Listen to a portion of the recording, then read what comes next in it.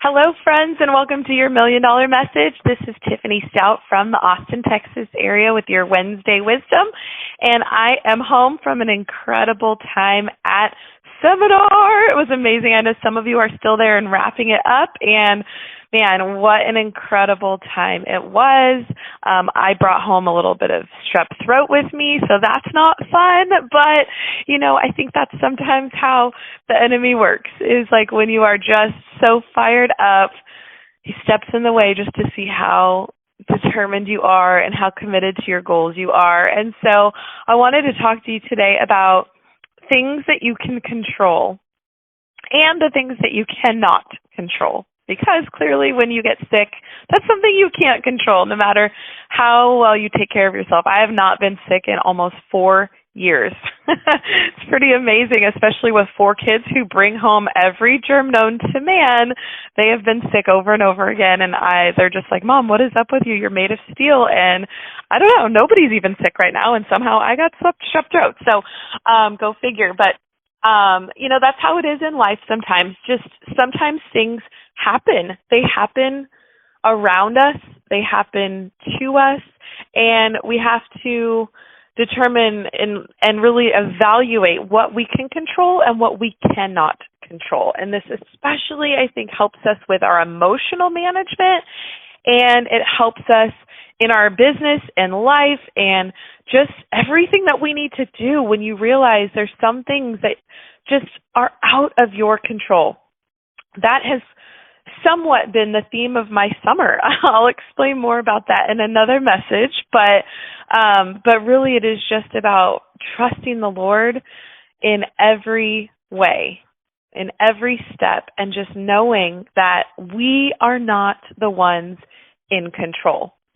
So what are some things that are just out of your control? Let's talk about that first, because I think that's a place that we're probably pretty comfortable in realizing, like, oh my gosh, I thought I'm kind of a control freak, like somewhat to an extent. I like knowing what's going on and knowing what's happening and being in charge and, if you want to say it, sure, bossing things around. I kind of run the household with like school schedules and activities and doctor's appointments, everything for the family. So I like to be in control of all those things. And maybe you're similar to me in that way. But sometimes those things just, kind of, you can't do it all. So here are some things that are out of our control. The past. It happens. It happened, and now we just get to move forward. And the past could be as recent as yesterday, as 5 minutes ago. And so you've got to realize we've got to move on quickly. We've got to just move forward, because you can't control the past and what has happened, but you can control what happens going forward to a certain extent. The next thing that you really cannot control is, sorry, I'm getting a phone call, is the results of what you're doing. You can control the effort that you put in, the time, the dedication, but you can't always control the end result.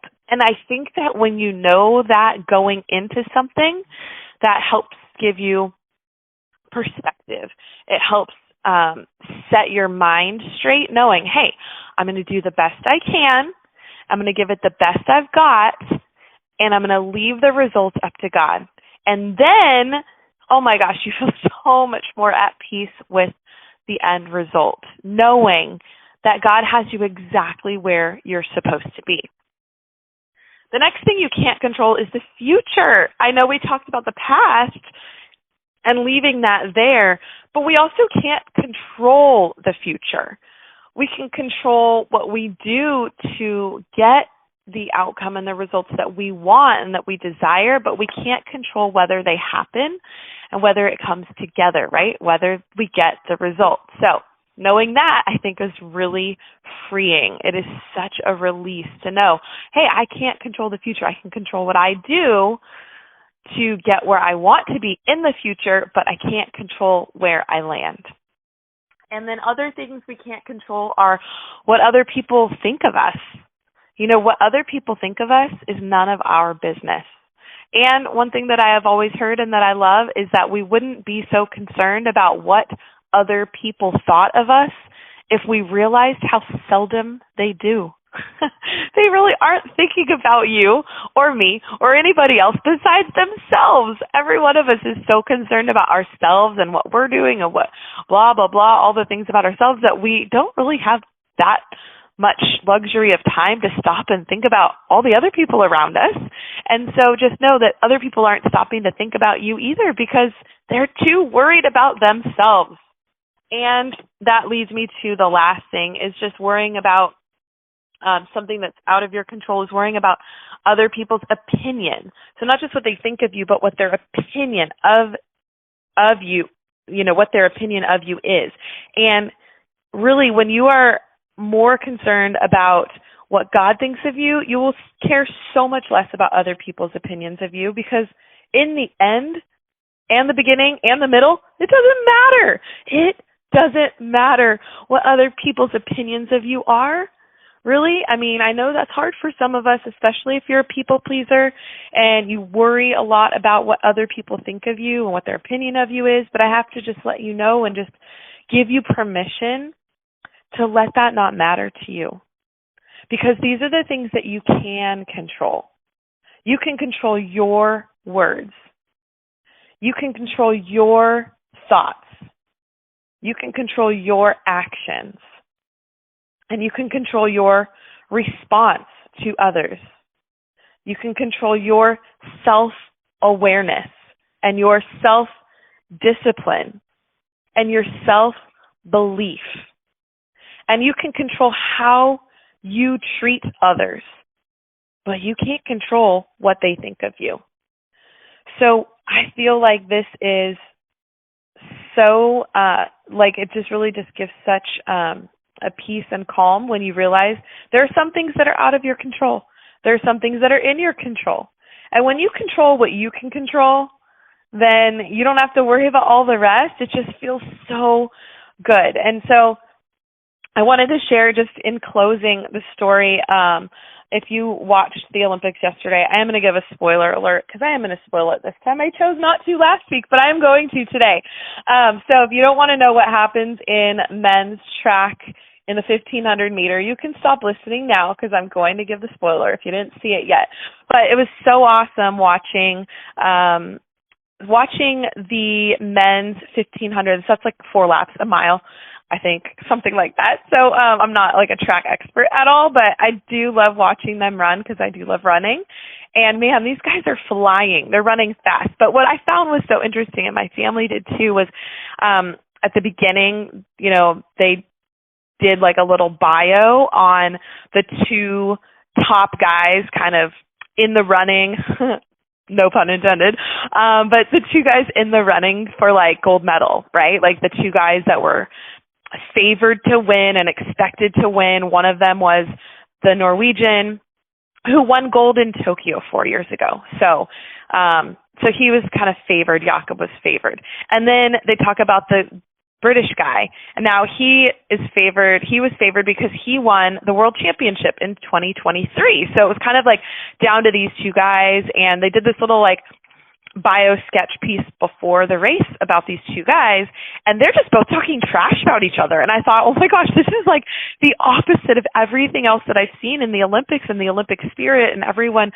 having good team, sportsmanship and cheering each other on and giving hugs and bowing to the queen in gymnastics, all the things that I've seen. And I'm like, I've never really, it happens, it exists, but these guys are like talking trash behind each other's backs for like the last few months or years. I have no idea, but they're just like, oh, well, he thinks he's going to win. Well, I'm the best and I'm most prepared. And they were cussing. It was crazy. I was like, what? So at the end of this little 5-minute clip, I'm going, I don't want either one of them to win. Like, how great would that be if neither one of them won and somebody else just comes from behind and knocks these 2 guys off their pedestal? And we said it out loud, my daughter Alexa and I watching it, and we're like watching, and all of a sudden, it's like, it's 4 laps around the track, which that would take me like a good 10 minutes, okay, at least. And these guys, it's a 3-minute race for them, okay? So for 3 minutes, we're watching and we're like, oh my gosh, like the Norwegian guy is in the lead. He's setting the pace. They're all running too fast. They're like, other guys are dropping behind, but there's 3 Americans in this race. And they're kind of hovering in like the 5, 6, 7 spot the whole time. And then they get to like the last 200 meters or so. 400, 200, somewhere around there. And they're kind of starting to like break through and like break in to the top. And it's like, oh my gosh, what is even happening right now?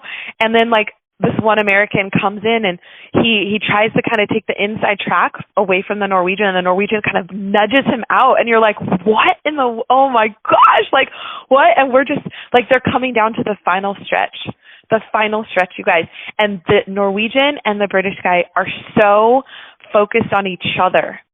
They are such in a battle for 1 and 2, and you can see that they're like just neck and neck and neck and neck and like just going after it like, okay, we've got this. Which one of us is it going to be?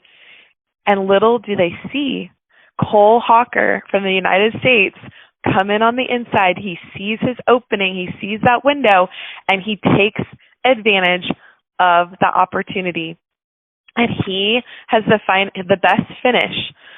That's like what he's known for, is his strong finish. And so he comes in and he sprints and he overtakes both of them to win gold. And the Norwegian drops back and another American jumps in and he takes bronze. The British guy took silver. It was amazing. So I highly encourage you to go in and watch it. But you know what? You control what you can control. And the American, he couldn't control that these 2 guys are bickering, but what set them back was the fact that they were so focused on each other that they weren't focused on this third guy that was coming up behind them. And I love that he took the gold away from them because he deserved it. He earned it. He saw his opening. He saw his chance, and he went after it. He could control his thoughts, his actions, his activity, his mindset, what he was doing. He wasn't focused on other people around him, what they were doing, what their opinions were, what their little bicker was all about. He wasn't focused on that. He was focused on his race. So I encourage you, as we go into this new seminar year now, you focus on you. You focus on your race. Focus on what you can do, what you're doing about it. You don't need to talk. You don't need to focus on what's left, right, anybody else around you. Just do you. Do what God has set out for you to do. Run your race. I hope this message blesses you all today. God bless you all. Bye-bye.